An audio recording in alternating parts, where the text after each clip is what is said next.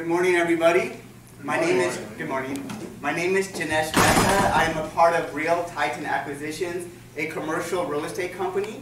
We're going to bring out our keynote speaker, who's an award-winning speaker and a best-selling author, Meza. But before I do, I want you guys to see this quick video. It all started for me when I got an opportunity to actually be the keynote speaker at the Success in the New York Times Conference with Steve Forbes. After I was done with that, I was extended the opportunity to write the book Success Anonymous with Steve Forbes. Great opportunity. What I talk about in the book is that most people understand that there's value in real estate. More millionaires have been created in real estate than in any other industry. But what people don't understand is that everyone that invests in real estate, they only invest in developed real estate, which is a house, a condo, a shopping center, or apartment building. And what I wanted to explain to people is that there's other ways to invest in real estate. What I teach people to do is to buy pre-developed real estate. It's to buy land with infrastructure right before it becomes developed, and that's when you get the biggest amount of appreciation in gain. So I teach people how to acquire that and identify that. So when the book launched, I was really excited that it didn't hit just one bestseller list, but about 4 or 5 bestseller lists. And not only did it hit the bestsellers list, but I also got a chance to be inducted into the National Academy of Bestselling Authors, which is amazing. And on top of that, the book had so much success that I was notified that I was going to receive a Quilly Award in Hollywood. Well, for me, I was born in downtown Los Angeles, and I was raised in Los Angeles. So I've been to Hollywood several times. This is like my backyard. But to be a part of this, to be a part of the Walk of Fame, to be out here, to be doing this interview, to be a part of all this history, there's no better feeling. It's truly an amazing experience. I mean, to get an award like that, to walk up there and receive this Quilly was one of the greatest experiences I've ever had in my life. It was just incredible. It was great that I got a chance to meet with Mark Victor Hansen, that wrote the Chicken Soup for the Soul series, and so many other thought leaders from all over the world. It's just been an opportunity of a lifetime.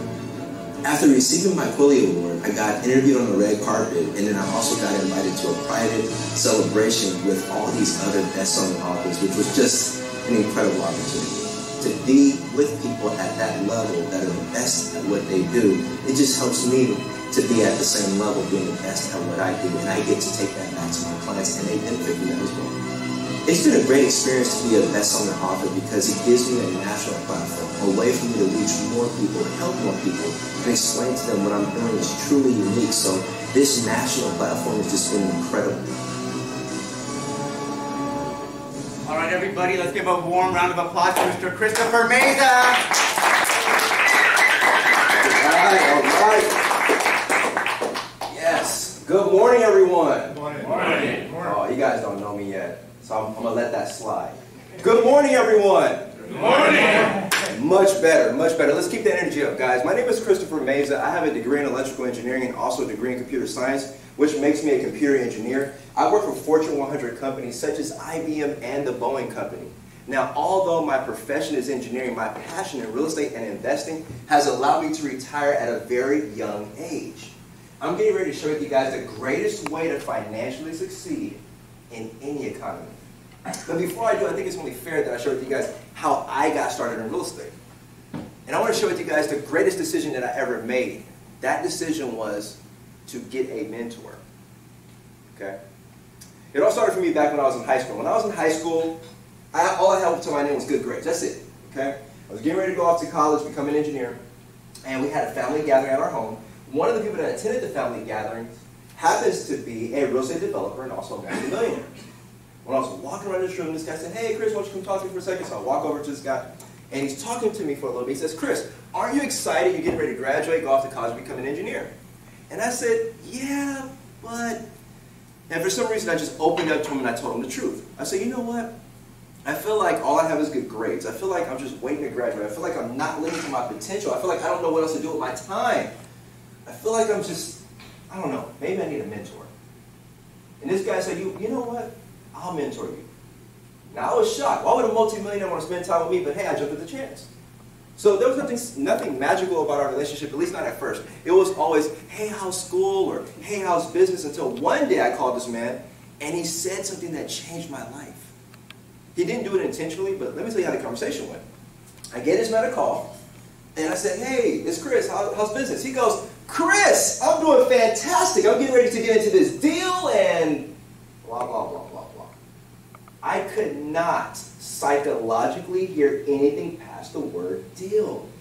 Guys, my analytical nature, I've always been very analytical. I'm an engineer by profession, right? But I would have to say at that age, I was probably very pessimistic. I was always like using my talents to determine why something won't work, why it shouldn't work, why it can't work, as opposed to why it would or should work. Has anybody else felt like that before? Raise your hands. Okay, very good. I got some hands. Okay, I'm not alone. Good. So I was very cautious. I was like, how does this man know he has a deal? Can you prove it?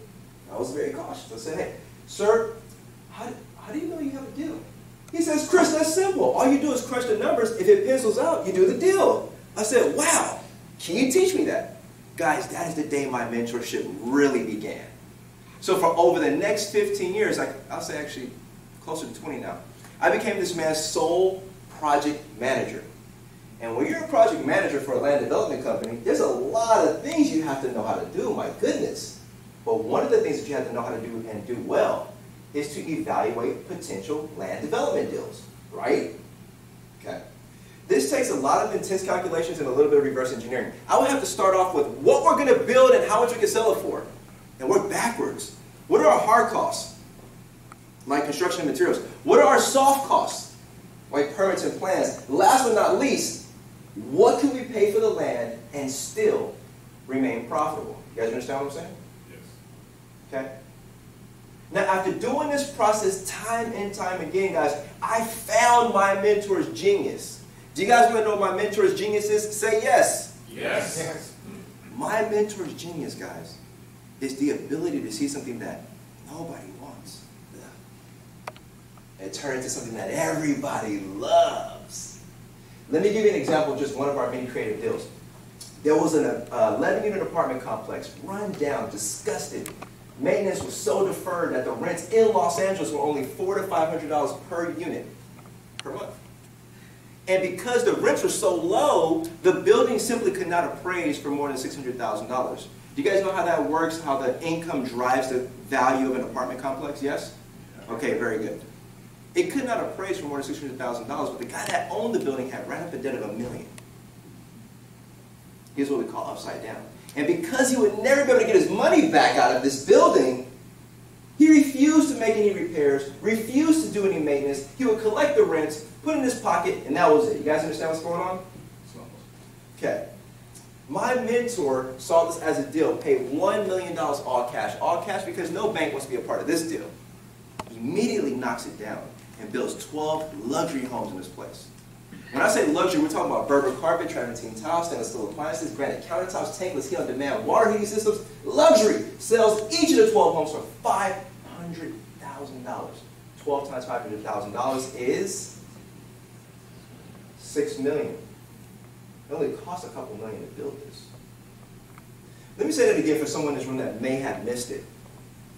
My mentor paid nearly double what the market could bear. Nearly double what it could appraise for. Nearly double what any other person would buy this for. And walked away with a net profit in the millions of dollars. Do you understand how shocking that was for me to see that happen time and time again? After seeing this happen time and time again, I personally discovered something. What was my mentor actually buying? Was it the building? The 11-unit complex? What was he buying? What's that? The land. He was buying the land. The land is worth twice what the building appraises for? What? After seeing this happen time and time again, and I'm kind of embarrassed on how long it took me to catch on, but I caught on, okay? I had to come to him and say, look, sir, I'm the one that buys these properties for you. I'm the one that finds it for you because you taught me your acquisition criteria. You taught me what to look for, what zoning, what shape, what size, how close to freeways, and why these things are important. I simply can't get started in the cities that we're currently developing like Santa Monica. I can't do it. But what's to stop me from using your identical acquisition criteria and buying in a growing community, waiting for a couple of years, and selling these properties that are development ready, highly desired by developers, to a developer just like you that will pay substantially more than what I paid for it because they're going to make millions of dollars anyway. What's to stop me from doing that? He said, Chris, I don't know. Why don't you go figure it out? Guess what, guys? I figured it out. And because I figured it out, I was able to retire. People look at me all the time and say, Chris, you're too young to be retired. Guys, retirement is not a function of age. Some people look at me and say, Chris, you're wearing a suit and tie. You're working harder than me. Let me explain. My land holdings have reached a point to where I can just sell a property here and there, and I can sustain my lifestyle without having to work an engineering job. Does that sound great? Yes, sir. It was fantastic. And what did I do when I initially retired? Well, everything that you guys probably would expect for a young man to do. I traveled the world. I took pictures of myself at the beach and sent them to my previous co-workers, which are still my friends. Hey, you guys still at work? Ha ha. Okay? I did that for a while. I played video games. That was fun. I got to beat a lot of games, see the endings. It was great. I worked out all the time. Fantastic. Then I met this couple, young couple, really ambitious, very intelligent. The guy was actually an engineer, and the lady was really, really sharp. His wife was really, really sharp. And they had paid like $60,000 to go to like a Robert Kiyosaki University, something or other. You guys know what I'm talking about? You know those type of deals? Yeah. And they were learning how to flip homes, probates, do probates, buy mobile home parks, buy apartment buildings, letters of intent, and all this kind of stuff. So they were doing all these deals. And I started reviewing what they were doing. I was like, hey, why don't you try doing this? Why don't you try doing that? And they started to increase their acquisition. They were like, hey, Chris, this is really working. They got one deal, they flipped the home, they made like $60,000. Another deal, they made $40,000. They're like, Chris, you really know this stuff really well. I said, well, hey, I was a principal buyer for a developer for a number of years. I had to do these negotiations, so I know how to do this stuff. And he goes, why don't you teach other people this stuff? I go, why? People don't listen. People watched me retire. I was at Boeing telling people, look what I'm doing. You can do this too. Nobody listened. Nobody cared. So why would I teach this to other people? Nobody cares about this. Do you guys care about what I'm saying right now? Yes. Yeah? Okay. Well, I was wrong, right? I feel like no one cared. People do actually care. And he told me, you're speaking from the wrong position. He said, someone gave this to you, Chris. Your mentor taught you this. You didn't earn this. Why don't you just teach other people? If they do it, good. If they don't, you're still making your own money. Who cares? I'll think about that. So guys, what did I need more of to sustain my lifestyle? Money. What? Opportunity. Opportunity? Money. Money? Money, okay. Where am I getting my money from at this point? Equity. Equity from my what? From your investment properties. From my- Cash flow. Land. From my land. So what do I need more of? Land. So I scoured the internet. Very disciplined, looking at thousands of properties over a short period of time, a couple of days. Thousands. Junk, junk, junk, junk, junk, junk, junk, junk, junk, junk, junk, junk, junk. Developers don't want this crap, neither do I. One day, looking through the LA Times, and I see this article in there that says really big in bold letters, land for sale. So I call him right away. Hey, I'd like to buy some land, but these are my acquisition criteria. It has to have this, this, this, this, this, this, this, this, this. If it doesn't have it, please don't waste my time. The guy says, you know what? I think we have a few properties that don't meet what you're looking for. I'm like, okay. He says, why don't you come down to my Beverly Hills office? We'll iron out the details. I said, okay, I'll be on my way. I go down to the Beverly Hills office, and in the back of the room when I walk in, there's this old man. And he goes like this. Like that. He gives me this face, and I'm like, what? And I'm dressed kind of like the way I'm dressed now. I thought maybe I had stained something. Oh my God, I didn't button my shirt right, maybe my flies over. I don't know. I didn't know what was going on, what that face was about. And I said, what? And he says, you're a kid. Kids don't want land.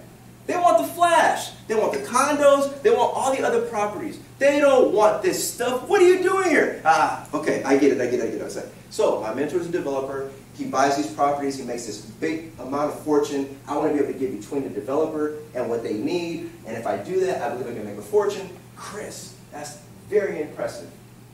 I've been doing that exclusively for over 40 years. You're going to make a fortune. Oh, wow. Okay. I bought some properties from this gentleman, moved on. A few months goes by, almost about a year. I sold a couple of the properties that I had purchased because they were so premium. I made a very good amount. I give him a call. What do I need more of? Land. Gave this man a call. And I said, hey, I need to come down. I'd like to buy some more properties. His response was, Chris, why don't you come work for me? Well, I'm taken back. Here's this extremely wealthy guy, lives in Beverly Hills, limos and the whole nine, very successful, and he's offering me a job that I haven't applied for. I'm still corporate American mentality. I didn't give him a resume. I didn't apply. Wow, this is incredible that the successful man wants to do business with me like this or wants to work for me. So I had to tread lightly on this one, okay? I said, sir, thank you so very much for letting me know that I can work with you. That is, I can't begin to tell you how incredible that is for me. But I don't feel comfortable working for anyone at this time. I'm kind of having fun figuring this out on my own. Things are working well, and I want to see if I can do this and figure this out. But you know what? I think there might be a way that maybe you and I can benefit from working with each other. How about we do a business-to-business partnership? You know what he said? Sure. Heck no. This guy laughed. Ha ha ha! Kid, please. I get it. I'm in my 20s at the time. He's in his 80s. Heck no. I said, well, I'll talk to you when I get down to your office. I got to come down to buy the properties anyway. I drive down to his office. I sit down with him. I said, look, I think there's a way that we can work together. We can mutually benefit. And he starts laughing again. I said, no, no, no. I want you to give me a moment and let me explain. I said, you know what? Ask me a question. See if I can answer it. Start a sentence. See if I can finish it. And if I can't, at least give me the opportunity to explain how we can work together. He says, all right. Okay. We had a deal. His first question, Chris, on 2.5 acres, how many city blocks can you build? So I told him. He said, Chris, as a percentage of the total purchase price, what is the value of a piece of land once a new home is erected upon it? I know this. I've been doing developments for years at this point. So I told him. This guy starts to chuckle. Okay, okay. You guys get where this is going? Long story very short, we become business partners. I explained to him this. I said, you have some of the most premium properties that I've ever seen. Developers want this stuff, but they don't know you're out there. How about I go into a room like this, explain to people what the opportunity will be, they can invest, I can help negotiate with the cities, I can do this, I can do that. These are things I already do. I go in front of city bodies all the time to get development projects approved. They want this stuff. Okay? We end up working together. So for about 4 years, he's constantly calling me. Every day, twice a day. What's the status of this escrow? I already did it. Did you meet with the mayor? I already met with him. Did you do? Every single time he asked me if something was going on, yes, it's done, did it, already sent it, boom. I wanted to make sure this guy knew I was serious, okay?